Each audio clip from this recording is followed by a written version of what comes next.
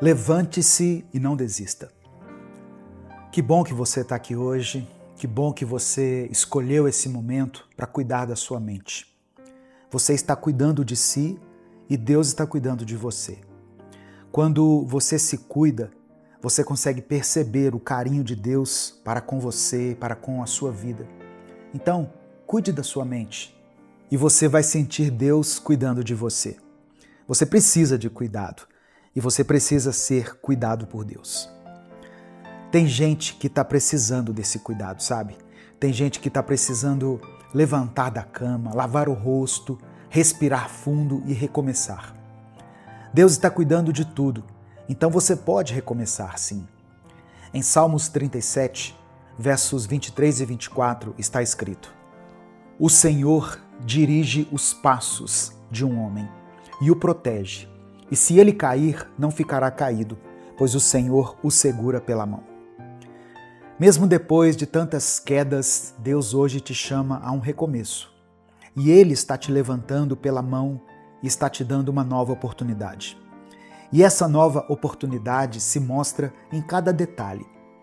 No cheiro do café, no farelo de pão com manteiga sobre a mesa, nos barulhos dos pássaros lá fora, na presença de Deus aqui dentro.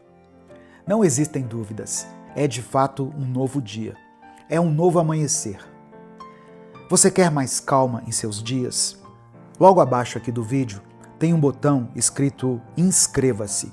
Clica nele e assim você fará parte dessa grande corrente de reflexão, fé e motivação. Cada tombo que você toma em sua vida, cada degrau que você tem que descer para depois poder subir de novo, é porque você tem que aprender uma lição, para poder voltar mais forte. É possível sim a gente continuar depois dos nossos maiores erros. É possível sim refazer a história da nossa vida, mesmo que a gente tenha andado pelo vale da sombra da morte, por caminhos tortuosos, por caminhos de sombras, caminhos sugeridos pelo mal. A sua vida não é definida nem por uma história de sucesso, nem por uma história de fracasso. Porque na nossa história haverá sucessos e fracassos, acertos e erros, medo e coragem, choro e alegria. Vai ter fraqueza e vai ter resiliência. Vai ter verdade e, infelizmente, haverá mentiras. Mas, acima de tudo, tem conserto, tem possibilidades de mudança. Deus não te entrega a mudança completa em sua vida de forma instantânea. O que Ele te dá, na verdade, é a possibilidade de você provocar essa mudança. Você está vivo e isso te dá não só o direito, mas o dever de recomeçar. Muita gente torce o nariz quando ouve alguém dizer que é importante ser grato pelo dia, que é bom começar o dia agradecendo a Deus, louvando a Ele, reconhecendo até as pequenas coisas. Tem quem ache isso vago, sem sentido. Do mesmo jeito, quando eu falo aqui no canal sobre viver o presente, estar presente, aproveitar o agora, esse presente que Deus nos deu hoje, também tem quem pense que isso não tem profundidade. Mas esse tipo de atitude, esse tipo de hábito muda tudo. Porque quando você reconhece o valor de um novo dia, quando você olha para o amanhecer como uma nova chance, você recomeça com consciência.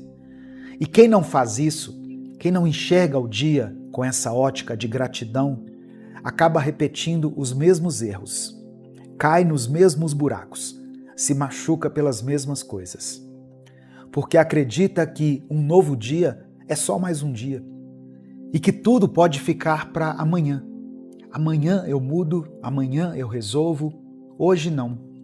Mas e se o amanhã não chegar? Quem vive reconhecendo que estar vivo já é um presente, recomeça com tudo quando a vida dá uma nova oportunidade. Segue em frente ao invés de voltar para o mesmo passado de sempre. Ao invés de revirar o que já foi. Porque viver do passado é como revirar o lixo da manhã seguinte, esperando encontrar a refeição do dia anterior. Não faz sentido. Deixe o passado onde ele está e recomece a viver. Mas não pense que, ao recomeçar, ao se levantar e prosseguir no caminho, não haverá obstáculos. Haverá sim. Haverão pedras em seu caminho. Mas o problema nunca foram as pedras que encontramos. Para Moisés, foram em pedras que Deus escreveu os mandamentos. Para Davi, foram pedras que derrubaram o gigante. Para Gideão, as pedras serviram para reedificar um altar. Para Jacó, uma pedra se tornou um travesseiro e ali ele descansou. Para a mulher adúltera, as pedras que não foram lançadas se tornaram seu maior livramento. A mesma pedra que assusta pode ser a pedra que Deus usa. A diferença está em como você olha para ela. Se é tropeço ou fundação. Se é ameaça ou instrumento. Aonde você quer chegar? Se você souber aonde você quer chegar, você consegue até ter uma noção de quais pedras vão surgir em seu caminho. Por exemplo, se você quer ser mais bem-sucedido em seu empreendimento, na sua carreira profissional, você vai encontrar pedras como a falta de tempo, dificuldade em estabelecer uma rotina, em ter disciplina e seguir nela. Vai ter que lidar com dias em que você vai estar cansado, dias em que nada vai sair como planejado, dias em que vai pensar em desistir. Se você quer ter uma vida mais saudável, vai encontrar obstáculos como a preguiça de cozinhar, a facilidade do delivery, a tentação de descontar emoções na comida, o cansaço que tenta te convencer a não se movimentar. E se você quer ter um relacionamento saudável, vai encontrar pedras como o orgulho, a dificuldade de ceder, a vontade de estar certo o tempo todo. Vai precisar aprender a ouvir mais do que responder, a ser paciente quando tudo em você quiser reagir com impulsividade. Porque um relacionamento forte não se constrói só com amor, mas com decisão, com renúncia e com perdão. Vai ter dia bom e dia ruim. E é nesses dias ruins que você vai perceber se o que vocês têm é só paixão ou compromisso. Pense nisso. Davi era um jovem comum, sem treinamento militar, sem armas sofisticadas, mas com uma fé inabalável. Ele enxergava a batalha de forma diferente, porque sabia que não lutava sozinho. Golias representava medo, intimidação, repressão do povo e o impossível. Mas Davi olhou para aquele gigante como uma oportunidade de glorificar a Deus e vencer aquilo que parecia insuperável. E na sua vida, quais são os Golias que você tem enfrentado? Talvez seja a ansiedade que te paralisa, o medo do futuro ou os pensamentos que te fazem acreditar que você nunca vai conseguir conquistar nada. Quem sabe o seu gigante não são as tentações, o pecado e tudo aquilo que vem das trevas, que parece surgir assim que você decide recomeçar a viver. Enquanto Golias era um gigante físico que ameaçava o povo, nossos gigantes podem ser mentais e emocionais. Eles são os pensamentos persistentes que te fazem duvidar de si mesmo, que te lembram dos seus erros do passado e que querem te fazer acreditar que você nunca poderá mudar e que os erros cometidos no passado te definem. Mas quem te define é Deus. Quem declara a sua vitória é Deus. E Ele vai te capacitar hoje, mais uma vez, para você superar qualquer obstáculo. Nenhum gigante em sua mente é maior do que Deus. E Deus está contigo. Deixe o seu like nesse vídeo, se inscreva no canal e ative o sininho das notificações. Se você busca por uma vida mais leve, com mais fé, sabedoria e motivação. Já deixou o seu joinha aqui? Muito obrigado, que Deus te abençoe. A nossa mente foi criada de forma maravilhosa, completa e complexa.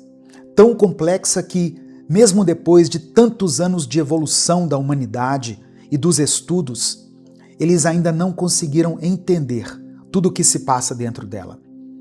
O cérebro é capaz de criar, imaginar, construir. É capaz de guardar memórias, sons, cheiros, gostos, tudo. Mas ao mesmo tempo, a mente também pode se tornar um campo de batalha. E é por isso que você precisa começar a enxergar a sua mente como um jardim, sabe? Um lugar que pode florescer ou se transformar num terreno abandonado. Quando você planta sementes de esperança, paz, fé e coragem, sua mente floresce. E esse florescimento traz frutos. Frutos de alegria, de satisfação, de plenitude. Mas quando você permite que ervas daninhas, como o medo, a raiva, a comparação e o ciúme cresçam sem controle, elas sufocam as boas sementes. Elas tomam conta do espaço, tiram o brilho da sua mente e te impedem de viver com leveza. Assim como um jardineiro precisa cuidar do solo, arrancar as ervas daninhas e nutrir aquilo que é bom, você também precisa cuidar da sua mente.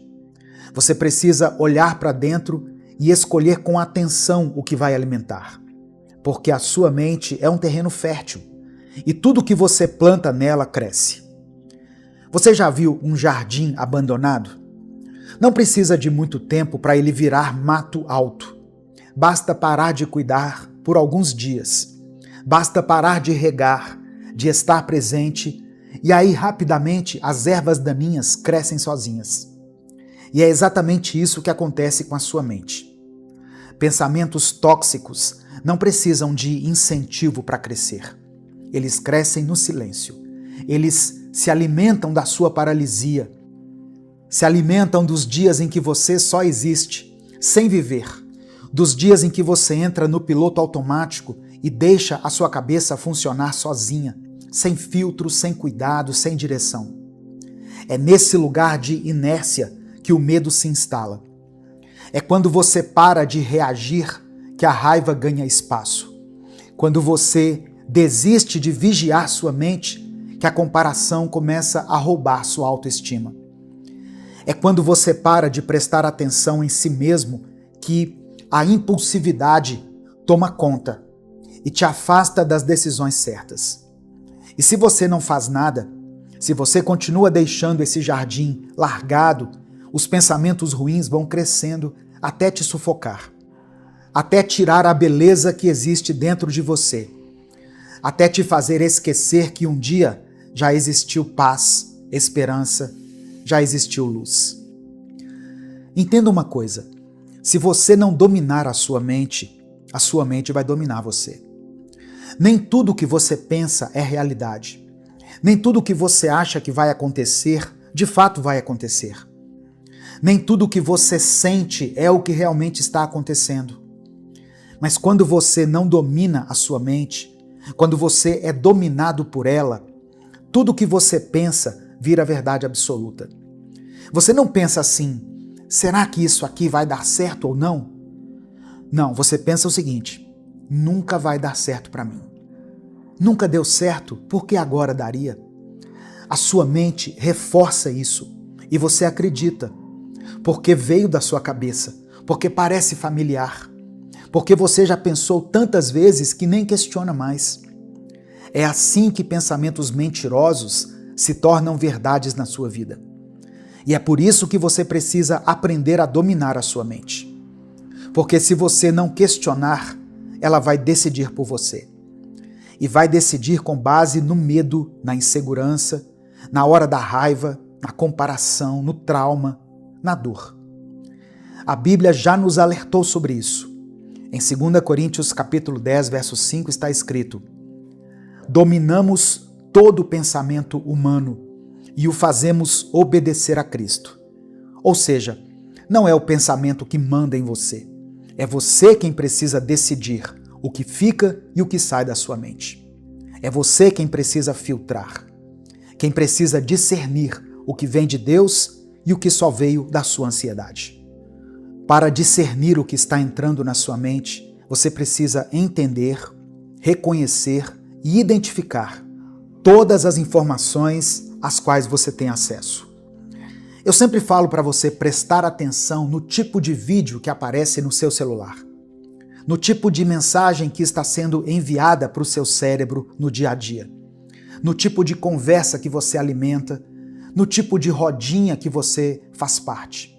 Porque tudo isso, cada uma dessas coisas vai criando em nós um tipo de mentalidade. E aí eu te pergunto, o que você tem deixado entrar dentro da sua cabeça?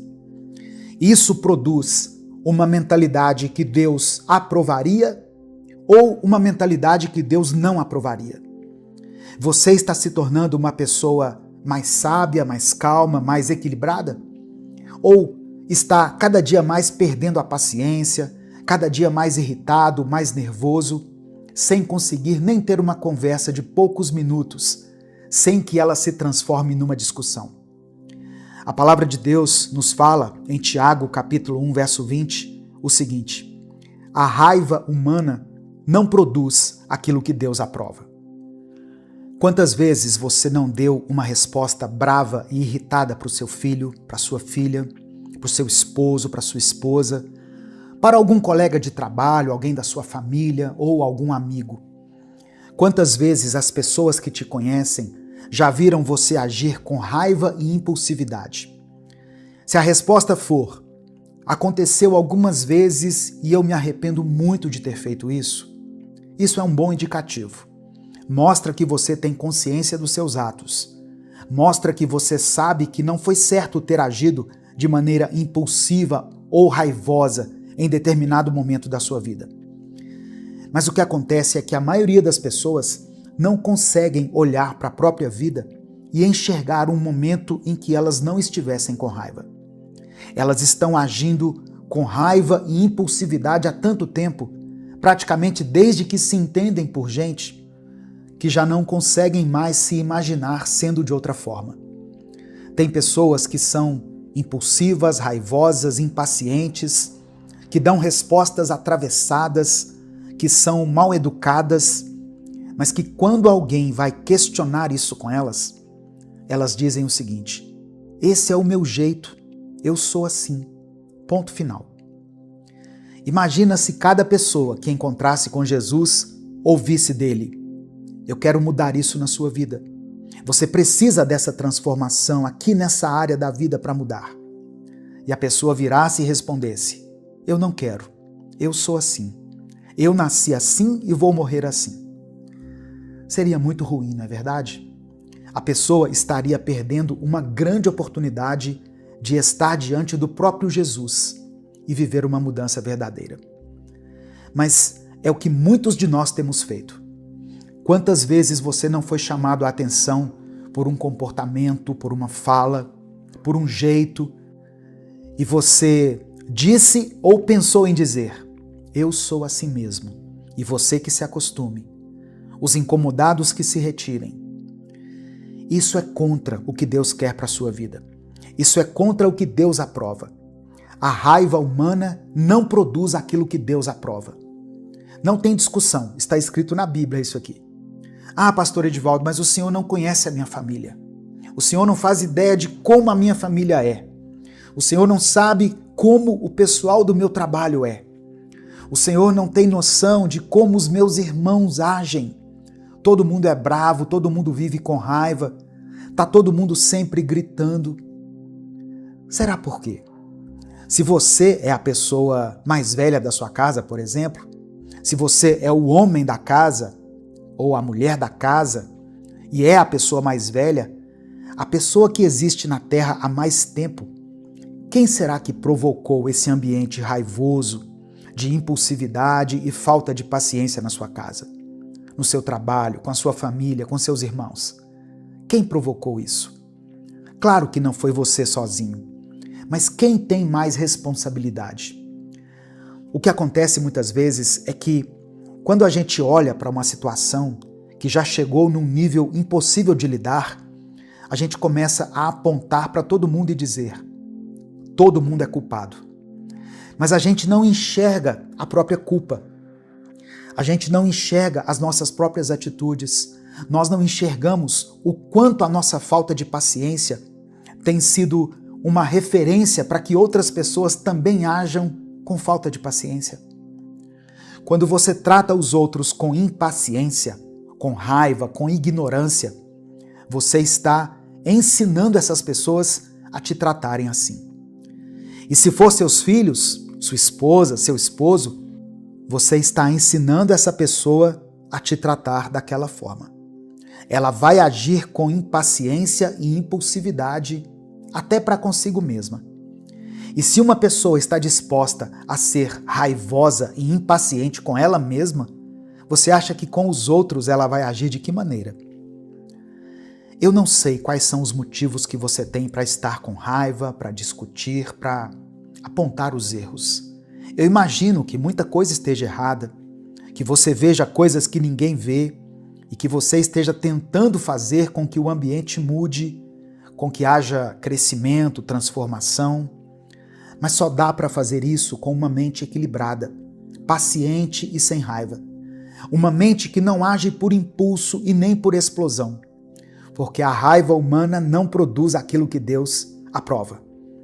Quando sua mente vier com pensamentos tóxicos, dizendo para você, grita com eles, mostra para eles quem é que manda, faz cara de bravo até o final do dia, para mostrar que está com raiva, que você está insatisfeito, corrija sua mente. Quando a sua mente falar, por exemplo, na hora que seu filho chega para você e diz, olha, eu tirei 10 na prova, se a sua mente te induzir a responder, não fez mais do que obrigação, corrija essa fala, corrija sua mente.